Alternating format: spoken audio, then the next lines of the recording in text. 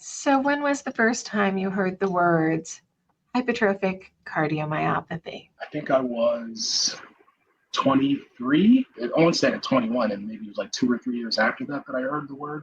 A lot of doctors didn't know what I had. They just knew about my symptoms, and they were trying to treat those. But it wasn't until I went to Howard University Hospital that the cardiologist there was like, "You have this." Specifically, Wow. he named it. And then I was like, okay, well, that's something that we can work with. So that was the first time that I heard it.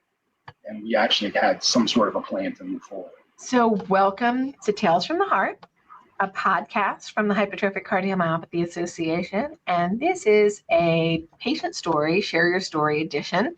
And we are with Brian Blakey, who is from Maryland and was diagnosed with something at 21, a name put on it at about 23, and you've been through a couple of battles with your HCM. Some interesting things have happened in the past couple of years. We've spoken before, and you are a volunteer to our African American Working Group and our Health Equity Committee, so thank you for your volunteerism. Lots more to come on that. What's going on lately? I know we had some device issues. You had an SICD. And for our listeners, can you explain what an SICD is and what had happened and what device you have now? When I had my first open heart surgery in 2009, they gave me a subcutaneous device that's literally attached to my ribs, and they have had leads that go to my heart. It was just to my left ventricle to detect any abnormalities.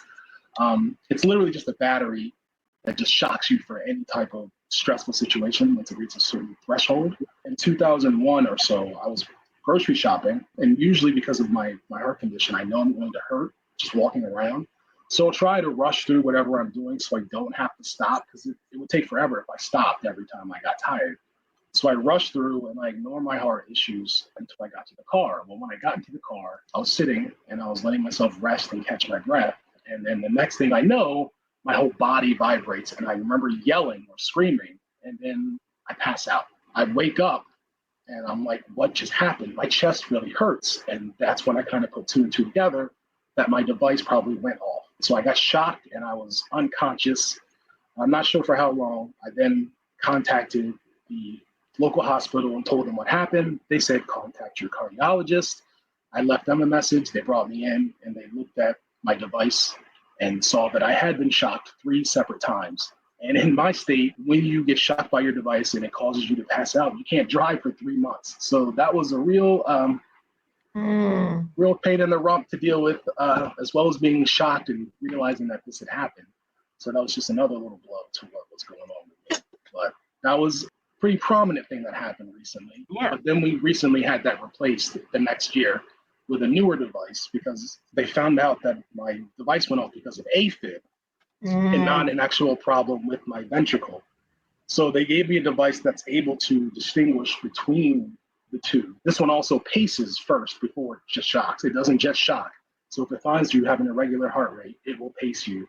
And then after I think about a minute or two of that and it still hasn't fixed, then it will shock you. So I'm very thankful for that. Plus, it's not on my side anymore. It's right here in my chest. And that's very much more comfortable for me for sleeping and just living in general. You brought up a whole bunch of interesting points here. So the technology that is an SICD seems very positive for some people, and it's been a great option for a great number of people, but it's a shock box. Yeah, it's on the rib cage. Instead of the leads being inside the heart, they're over the rib cage and over the heart. So they provide a shock through, requiring a more powerful shock. Right. So that could be a little uncomfortable. But if you need just a shock box, that's great. When you have AFib on top of your ventricular arrhythmias, these devices can misread that and send you a shock anyway, which you were unlucky enough to experience.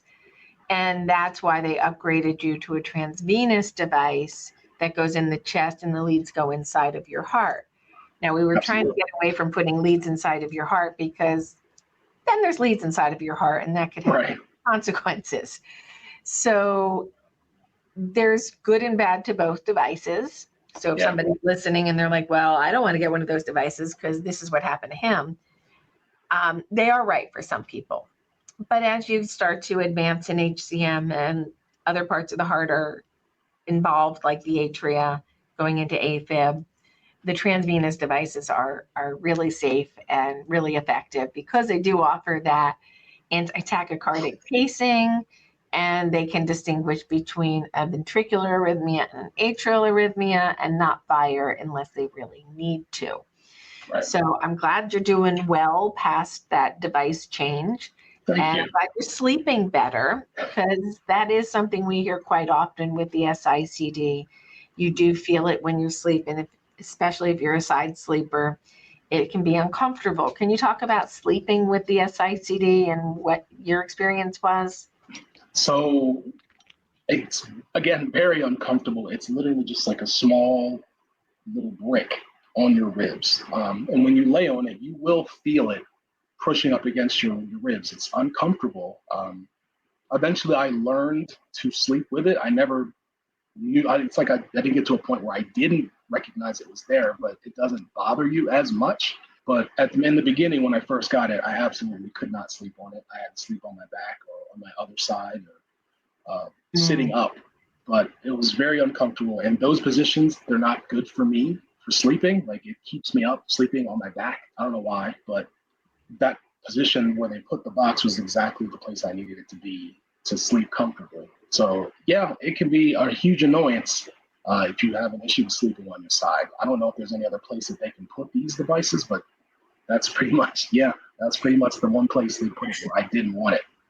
They have gotten smaller a little bit since the device that you had, so maybe a smaller profile would be more comfortable for some people. And you're not a little guy. You got Right. a broad chest. You got a broad chest, like rib cage.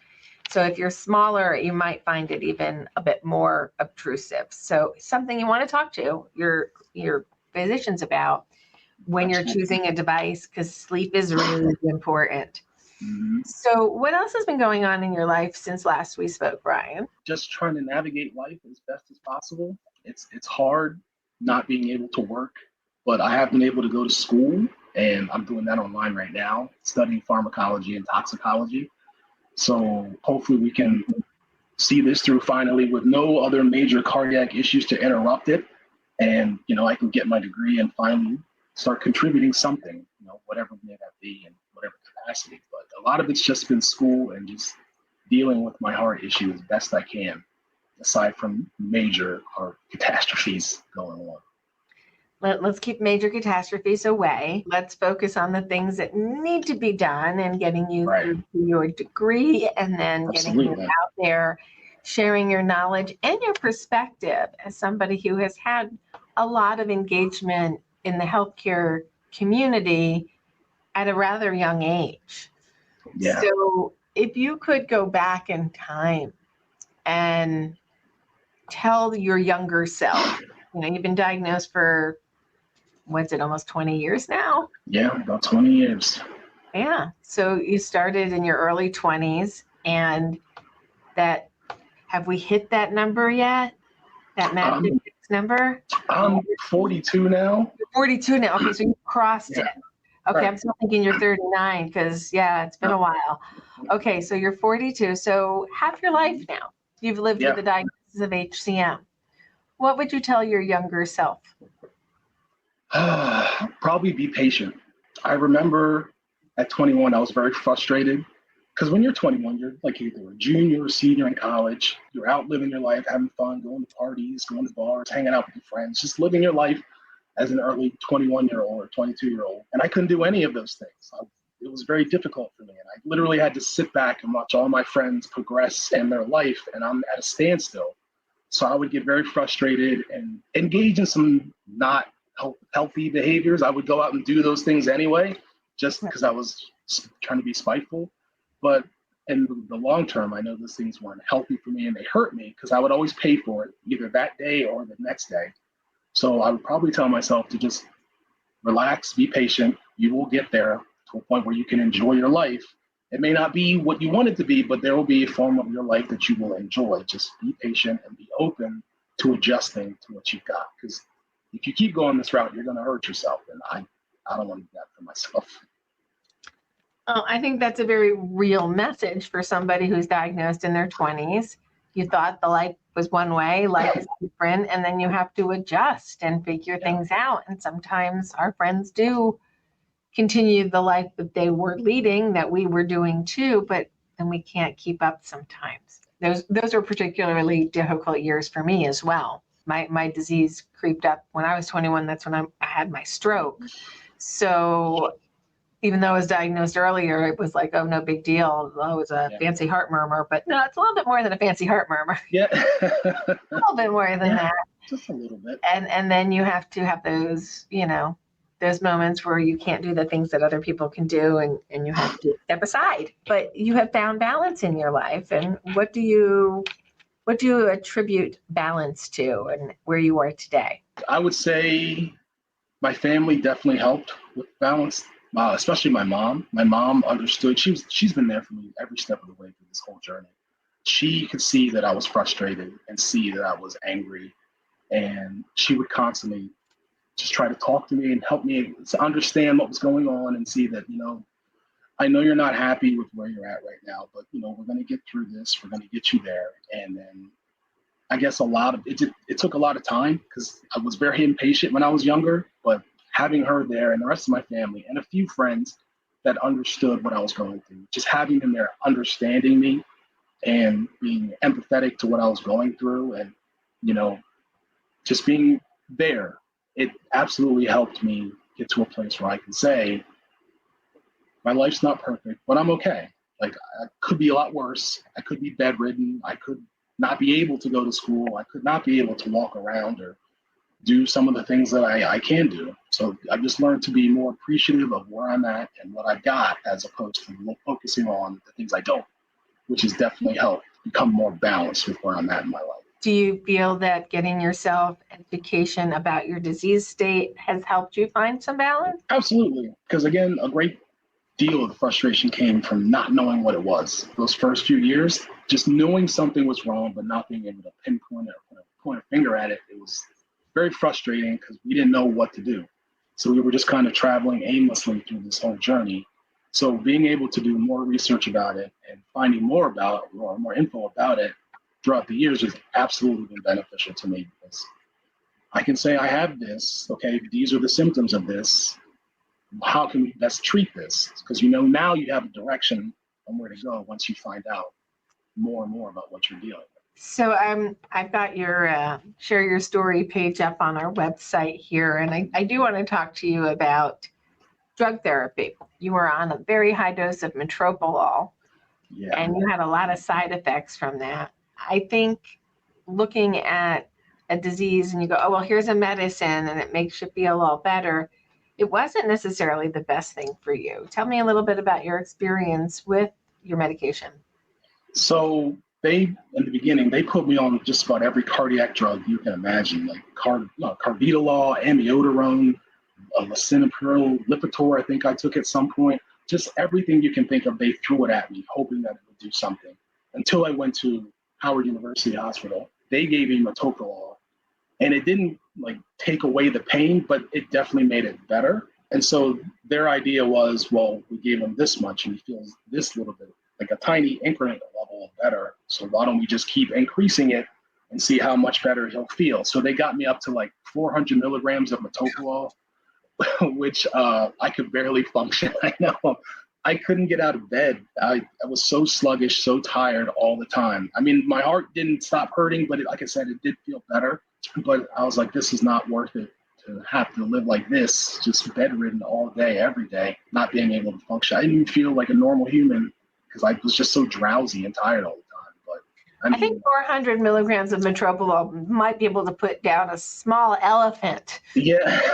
That's a lot of beta blocker. It is a ton of it. And I can't remember when we decided to lower the amount, but I was super grateful when we did, because I could see the difference after a couple of days. It's like, oh, I'm not as tired, and it's kind of having the same effect as the 400 milligrams was. So I didn't want to ask why he put it up so high. I was just like, okay, thank you for putting me on a normal dosage so I can function. So you've been on a beta blocker, you've been on a bunch of other meds. What are we doing today to manage your HCM? What meds, what device? Well, you have the device. Right. And So we have the device, and I just recently, I'm not sure how well this fits, I just had a gastric sleeve done to help with my weight management because I can't work out the way that I want to. And diet only does so much. I've been trying multiple ways to lose weight. The gastric sleeve has helped with the amount of effort that my body puts on my heart when moving around. So it's gotten better. I've been able to climb 2 flights of stairs without gasping for breath at the end of it, which is incredible for me. So we've been using that as a tool to help us lose weight, to help, I guess, counterbalance the medication. I have a small treadmill that I've been using to walk during the wintertime to try to help get my stamina up. It's only for maybe 5 minutes at a time that I can do, but I figure that's better than nothing. So we are trying to be more active in strengthening my stamina. We are seeing another doctor who put me on a new medication to try to remove some of these other medications that I'm on, and so far it seems to be working well. So we're just, we're playing it by ear. Whatever little adjustments we feel we can make to make things a little bit easier, we're doing. There's no lead that we really won't follow to try to get myself to a better place. So you bring up a really interesting and challenging point, and that is weight loss in the face of HCM that is actively symptomatic and needing drugs like beta blockers, which actually bring us down and keep our heart rate suppressed. And it's this very crazy catch-22. Yeah. We're tired, we're lethargic, we can't move so well. No matter what we eat, we're not burning enough because we can't physically move. So weight gain is something that we commonly see among the HCM community. And there's lots of different strategies to try to lose weight today. So gastric sleeve is definitely one that we've seen be successful in the past. And we've also seen a lot of success from the GLP-1s. Yeah. Have you tried the GLP-1s yet?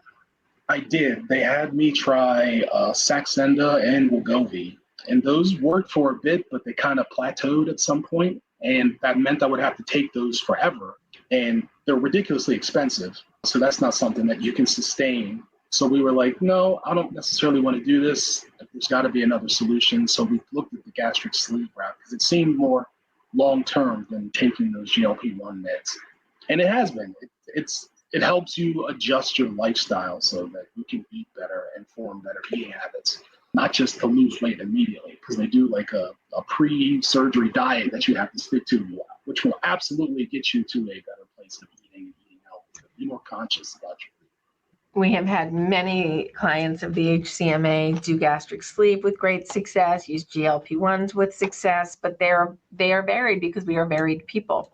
Yeah. What will your metabolism do versus somebody else's? It's a constant battle. And, I've battled with weight most of my life. I have to watch very, very carefully. And when I was in active heart failure, you put on a little bit of fluid, and then all of a sudden fluid begets fluid, and then you can't get the fluid off, and then you can't breathe when you walk. And people make judgments sometimes about weight. Yeah.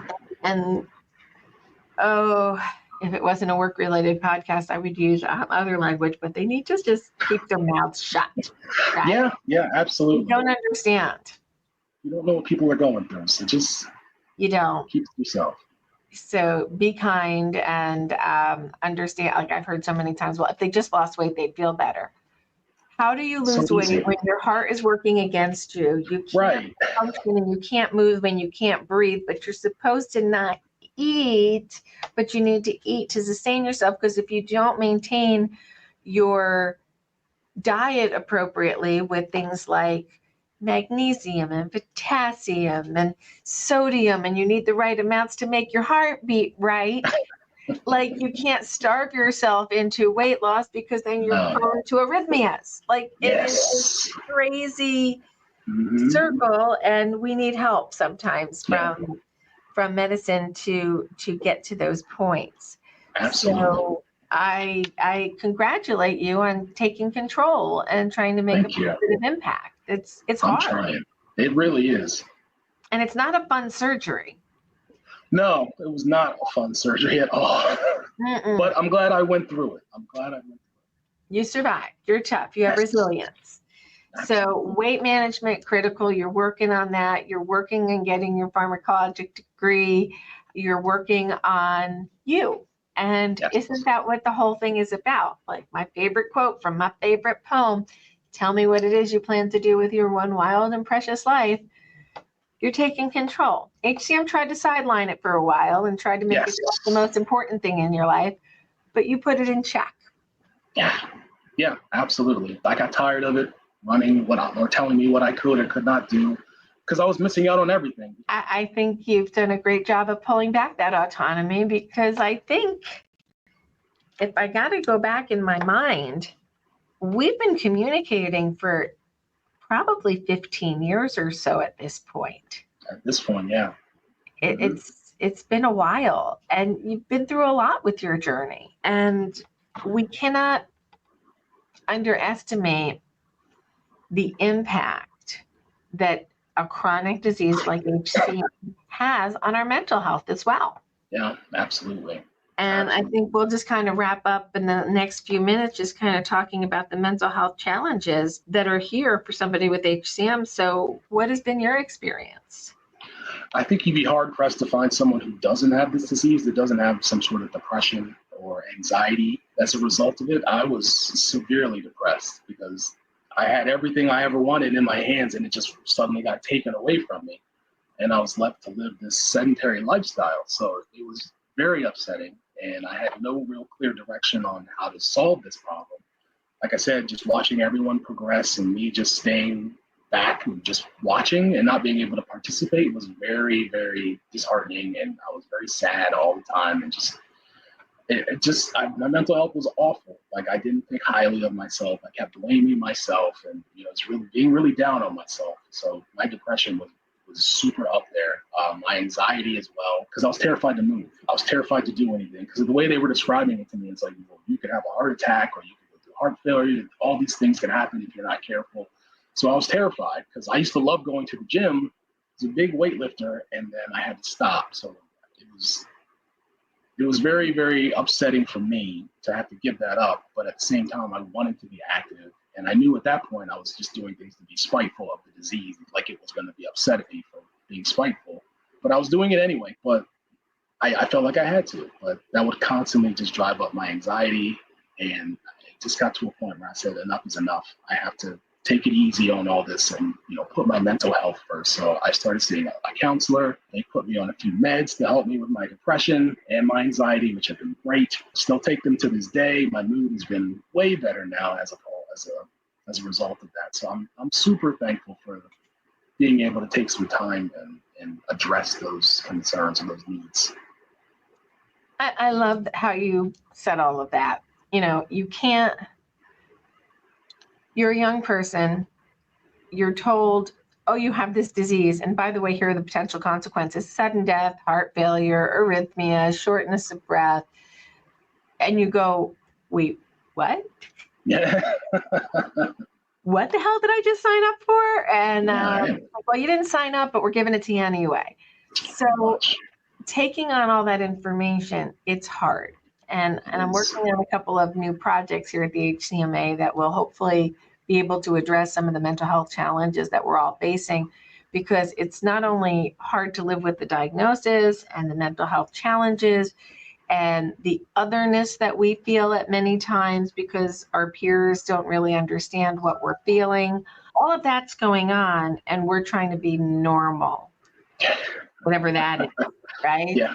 So to say that you've gone to a therapist and that you found a good relationship with a therapist, because a lot of therapists don't really know about genetic heart disease, and they give you coping mechanisms that don't always work for our population, but there is some amazing value to just some great breathing techniques and some stopping yourself from being the cat chasing its tail, is how I refer to it.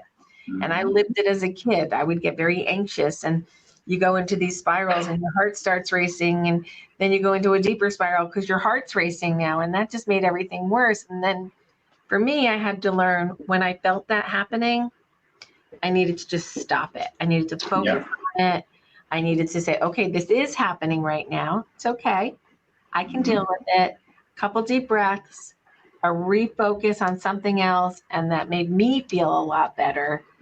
And I think a lot of other people have benefited from those types of techniques. What is the most important techniques that you have learned in managing anxiety and depression in the face of HCM? So I recently, within the last year or two, I guess, have been starting meditation. At first it was very difficult because of my heart palpitations, because all I could hear was my heartbeat in my ears. But I got to a place now where I kind of use that as kind of like an internal drum to help with my meditation, and I'll start focusing on that, and then I'll just try to focus on the rest of my body and how it feels and what's going through. I guess you could say more self-awareness about my body and where I'm at. So if I feel the need to, I'll just take a moment and sit down somewhere, lay down somewhere, and turn off everything, put my phone away, and just close my eyes and just focus on my body and how it feels and what's going on around me. And that's been pretty helpful for me. I didn't think it would be, but it's actually been very, very helpful for me to be engaged in meditation a lot more. I love that. I started a meditation practice of my own about 5 years ago. Oh, wow. I fall in and out of it because, we all do. But for those of you who are listening going, how could meditation work? You only need to do it for a minute or two at a time. You don't have to go into this deep, 1 hour meditation. I think the longest I've been able to really stay in a good meditative state is about 12 to 14 minutes. And that took a lot of practice. Because monkey mind gets us all the time. You're clear, you're calm, you're focused. And then that thing pops up that makes you start thinking again. And you're like, stop, don't do that, come back. And you have all these internal arguments. But even if you can just do clear thinking, like just empty your mind for a minute or two at a time, a lot of the wearable devices have timers that you can use that'll help you do a 1 minute or 2 minute or 3 minute meditation. Mm-hmm. Do it. Yes. It's so good for you. It is. I started out with guided meditation, just had a YouTube channel on and somebody was talking me through the process. And then I just started to do it on my own. So, it was not that difficult to get into. And there are tools that help you if you do have that kind of issue. I highly recommend it. I go to a group that once a week we can meditate together, and it's really cool to go to a meditation group. You kind of think of everybody else's techniques and vibe, and I love meditating as a group. It really is a peaceful experience. It really is. Do it as an individual. If you want to find others who have a good practice, I would definitely encourage everybody to do it. And lastly, I will leave you with a thought that you and I talked a while back on the Health Equity Committee about the importance of diagnosing people of color with HCM because they're not properly represented in the numbers right now. And I'm happy to report that our All Hearts Collaborative has gotten some funding and we're able to do our pilot project in Newark, New Jersey, where we will be speaking to clergy people and houses of worship and specifically communities of color, including the Black community and the Portuguese community, which is big in New York.